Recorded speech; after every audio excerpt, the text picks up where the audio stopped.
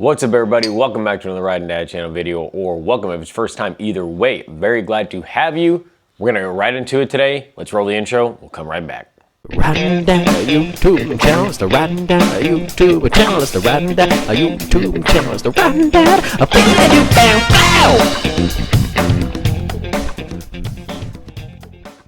All right, so today, as you can tell from the title of the video and the thumbnail, we are going to be replacing the stock.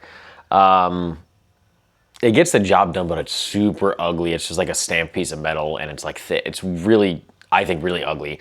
So the stock brake arm lever with this very nice CNC machine, CNC machined part from Thrashin Supply, and we're gonna use this brake pedal, which can also be used as a shift, pedal that can only be used with this style from Thrashin. So I think it's gonna really make the bike look a lot better. It's gonna match the current floorboards we have. Yeah, let's go ahead and put it on. Should be pretty easy. All right, so first step is going to be to remove, what is this size? 5/8. Remove this bolt that is holding the brake pedal on. And hopefully I stop shaking the camera.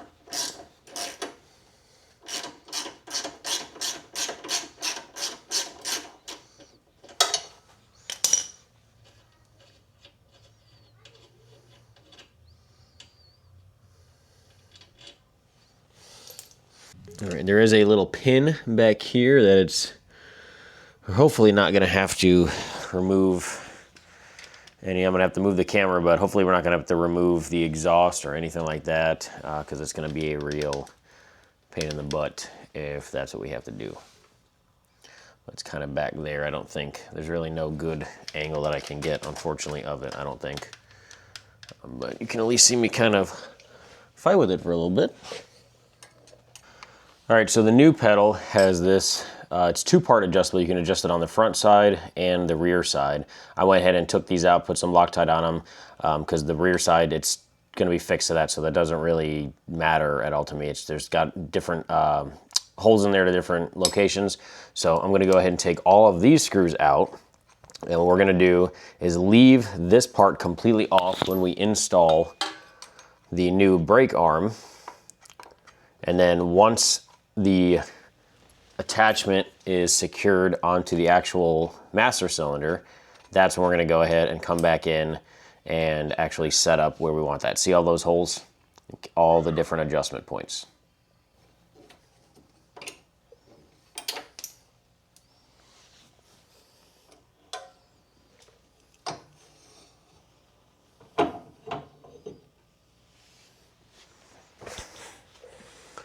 All right, there are these two plastic bushings in the stock arm. You do have to make sure you remove those and insert them into the new one.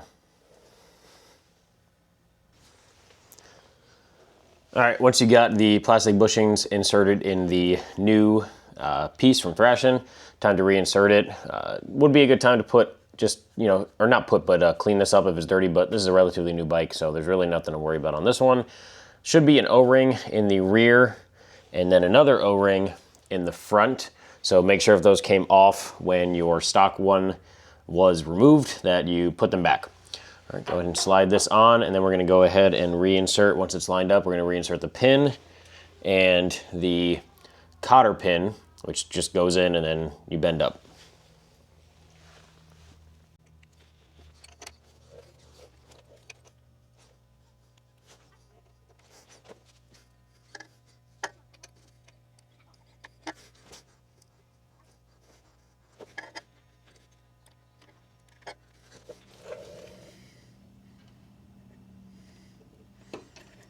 All right, once you got them both through in that hole, rotate it 180 degrees up top and then bend. You don't even really need pliers for this. If you can fit your hands in there, it might be easier. And then bend those stems of that cotter pin all the way over. That way it keeps from falling out. All right, once that's done, should be ready to install your new O-ring. And the washer. and the nut, which is a nylon locking nut, so there is no Loctite needed with this. You don't want to get Loctite in there. It's going to make for a bad day with your brake lever.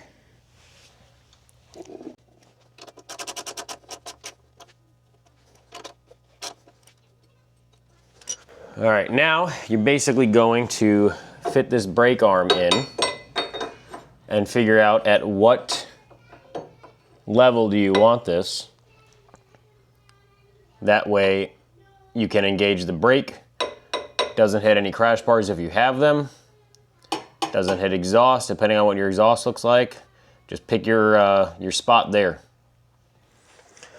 Once your brake arm is installed, time to install whatever shift/brake pedal you got. Basically anything with a bolt that would go to your shifter normally is basically the exact same thing that you'd put here. All right, it's something I forgot to tell you earlier. This is the P54, so it matches these floorboards even though it's not the same name, but the exact same knurling and color and everything. Now this specific one is not the slim. They do have the slim, but I figured it would just match a little bit better with the brake pedal for the regular size. So there is also two separate ends of this kind of middle piece. There's a tapered end and a flat end. The flat end goes so this sits flush with the pedal. The tapered end is gonna fit in that way. I'm gonna go ahead and put some Loctite. Obviously make sure that you know what angle this is at. I'm gonna adjust it right as soon as I put Loctite on it, so it's gonna be kind of one final time. But Loctite on the bolt, put it on, that's it, simple.